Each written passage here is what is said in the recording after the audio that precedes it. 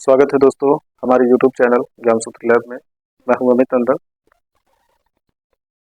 हम आपको बताएं कि कल जो हमारा टॉपिक चल रहा है ये यूरोपीय कंपनियों का आगमन।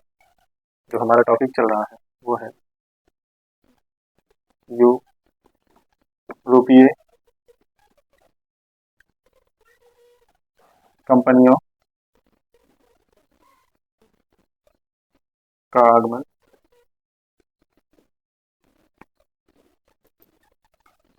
तो दोस्तों हमने कल इसमें सबसे पहले पुर्तगाली आए थे, तो पुर्तगालियों के बारे में हमने कल बहुत विस्तार से जाना और इसके बाद हम आज जानेंगे डचों के बारे में, जो कि 1602 में भारत व्यापार करने के लिए आते। तो दोस्तों हम जानते हैं कि डच जो है नीदरलैंड या हॉलैंड के निवासी थे। ये जो है नीदरलैंड या हॉलैंड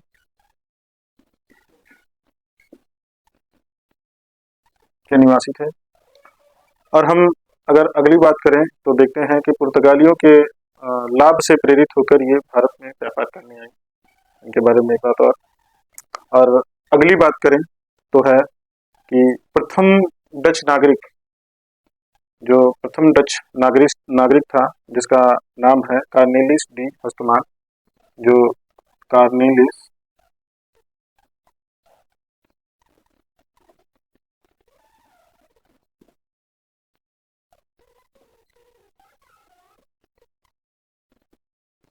डी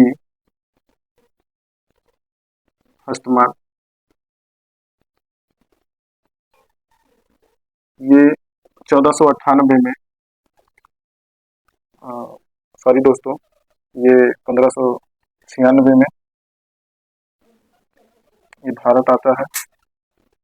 और अगर हम इसके बाद अगली बात करें तो 20 मार्च 1602 20 मार्च 1602 को 20 मार्च 1602 को एक कंपनी जिसका नाम है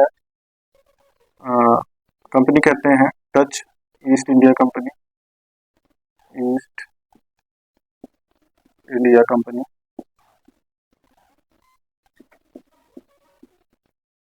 जिसका नाम है वेरिंग दे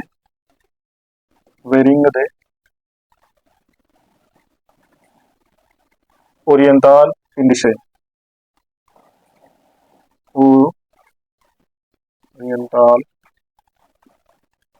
इंडिसे।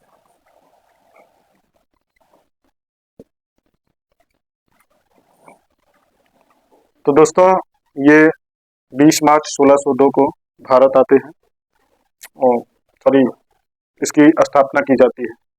तो दोस्तों हमने इसके बारे में एक बात बताया था कि डच आते हैं 1600 में और अंग्रेज आते हैं 1602। किंतु अंग्रेज जो है वो डचों के बाद आते हैं, लेकिन इनके डचों के आने के जब आते हैं इसके पहले ही अंग्रेजी कंपनी की स्थापना हो गई थी। और हम यहाँ देख रहे हैं कि 20 मार्च 1602 को जो डच ईस्ट इंडिया कंपनी है, जिसका नाम मिलता है वेरिंग दे ओरिएंटल इंडिसे, की स्थापना की गई। इसकी स्थापना। तो दोस्तों हम अगर अगली बात देखें तो यह है कि डच संसद द्वारा इसी कंपनी को 21 वर्षों के लिए 21 वर्ष के लिए व्यापार के लिए एकाधिकार प्राप्त होता है। तो देखते हैं इसके आगे कि डच भारत से नील, सूरा एवं सूती कपड़े का निर्यात करते थे और डचों का सर्वाधिक रुचि जो थी वो सूती वस्त्रों के निर्यात में थी। और हम अगली बात करें तो सूरत डचों के लिए सबसे अधिक लाभ का केंद्र था।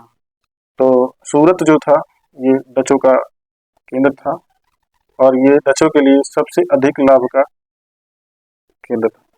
अगली बात जो है वो डचों ने चंद्रगिरी के राजा से एक समझौते के माध्यम से पुलिकट को प्राप्त किया और इसे अपना केंद्रीय स्थल बनाया। तो पुलिकट जो प्राप्त किया था चंद्रगिरी के राजा से।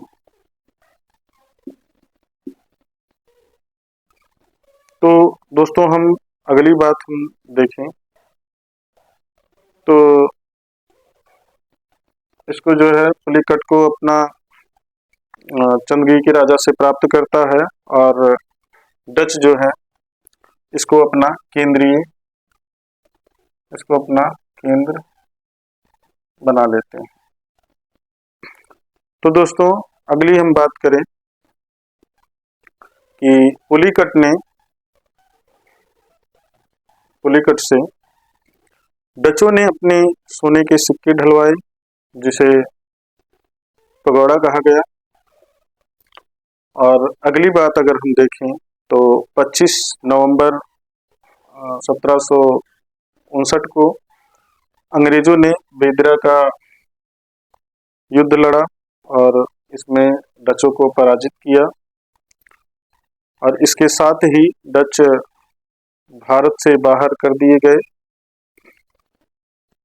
और अगली हम बात करें तो बंगाल के नवाब मीर जाफर के साथ डचों के सहयोग से ब्रिटिश ईस्ट इंडिया कंपनी को आपत्ति थी और बेदरा बंगाल में स्थित है जो चिनसुरा के पास स्थित है। और अंग्रेज नहीं चाहते थे कि बंगाल में उन्हें कोई चुनौती दे, जिस कारण से डच बाहर कर दिए जाते हैं व्यापार से। और हम इसमें देखते हैं कि 25 नवंबर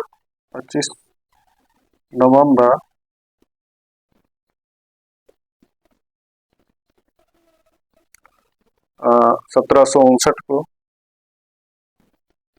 ये बेदरा का युद्ध होता है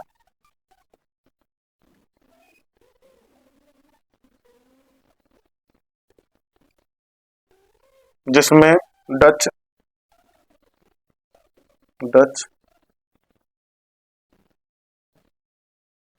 व्यापार से बाहर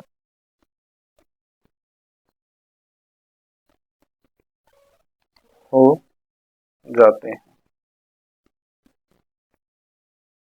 तो दोस्तों हमने जितना डचों के बारे में पढ़ा बस इतना ही, और हम इसके बाद अगली सीरीज में हम पढ़ेंगे अंग्रेजों के बारे में कि अंग्रेज आते हैं और किस प्रकार जो है भारत में अपना विस्तार करते हैं।